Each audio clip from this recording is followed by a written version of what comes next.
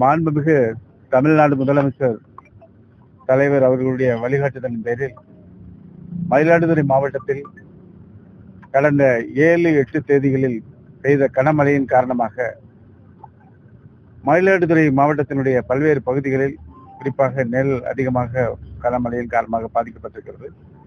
மயிலாடுதுறை மாவட்டத்தை பொறுத்த வரைக்கும் 1,70,000 ஏக்கர் பரப்பளவில் நெல் சாகுபடி செய்யப்பட்டிருக்கிறது.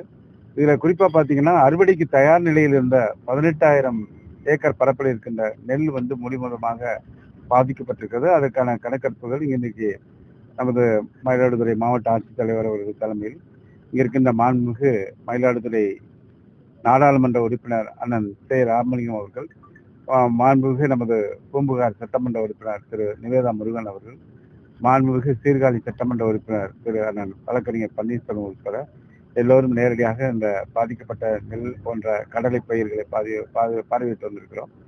இந்த பாதிக்கப்பட்ட நெல் பயிர்களை பொறுத்த வரைக்கும் 18,000 ஏக்கர். அதே மாதிரி கடலை